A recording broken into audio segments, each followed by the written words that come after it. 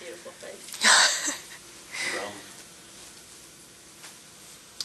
Your team is finally going to play a full OVC schedule this year, and you are eligible to win the OVC regular season championship.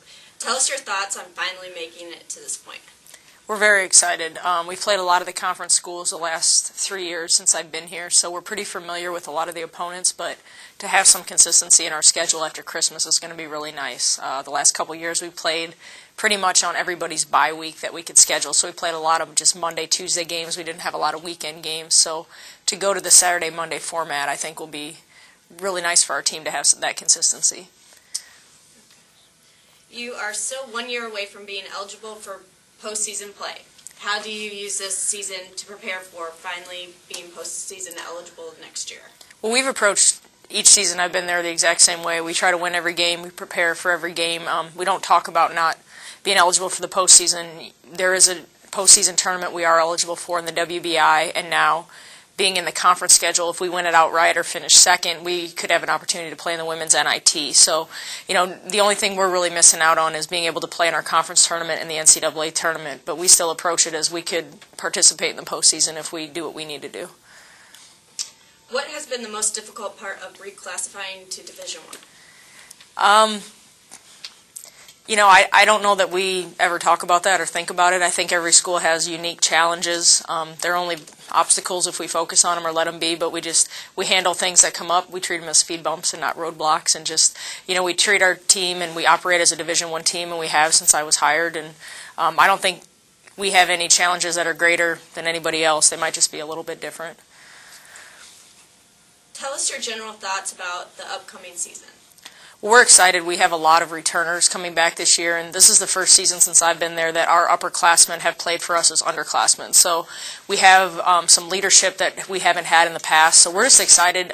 We played well at the end of last year, and hopefully we can build on that early in the season. The last 2 years we have not played well early in the season, so that's something we've talked about and just want to get better at and hopefully put together a complete season. What do you like most about your team this year?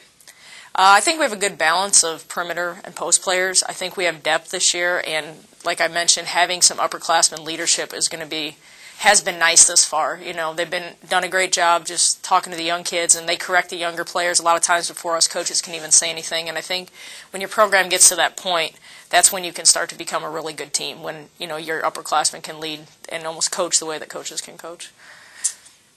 What's your biggest challenge for the team this year? Just consistency. I think playing well day in and day out it's tough, and a lot of coaches probably will say that when they come in here, but that's something we battled the last couple of years, and to become a great team, you can't have bad days. And so getting our players to understand that and buy into it and just trying to be a good team every single day, that's been our biggest nemesis and something we're continuing to work on every single day. You have 4 starters back, all of which are juniors and sophomores. How has this group improved together? They put in a lot of work this summer. They put in a lot of work in the spring and the preseason this fall, and their ownership in the program is awesome. And it's something we've tried to create since we've been there, to create a culture of winning and what it takes to win. The wins have not shown up yet, but the buy-in process and the ownership by the players has to be there before I think the wins can ever start happening. So hopefully they'll get some wins and feel some success for all the work that they put into the program. Having a full OVC schedule this year, how did that change what you did with your non-conference schedule this year? Was it easier to schedule games since you didn't have as many to schedule? Not necessarily, because we had a smaller window to fit them into. In the past we could kind of put them all in wherever we felt was necessary. We had basically 4.5 months to fit all our games in. So this year trying to squeeze them in about 2 months was a little bit unique and something we hadn't really dealt with before.